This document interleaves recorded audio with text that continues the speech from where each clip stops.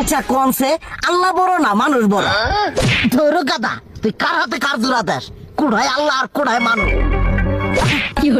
যেটা কবার কইছে ওইটা কন। আল্লাহ বড় না মানুষ বড়? আল্লাহই তো বড়। আল্লাহ বড়, তাহলে আল্লাহর কথা না হইনা মানুষের কথা শুনেন কে? কি কইতাছস? কি আর আল্লাহর কথা মানে না মানুষের কথা মানে? হ্যাঁ, কি আর মানুষের কথা শুনেন তাই না? আমনে যে ওইদিনকে ডায়াবেটিসের রোগ নিয়ে হাসপাতালে গেলেন, ডাক্তার আপনারা কত কিছু খাবার না করলো, সব কিছু না খাই এখন চলতেছেন।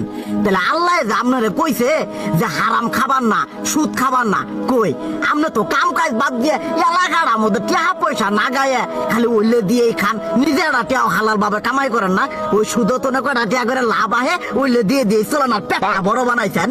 শুনেন একটা কথা কই, হারামের কোনোদিন আরাম নাই।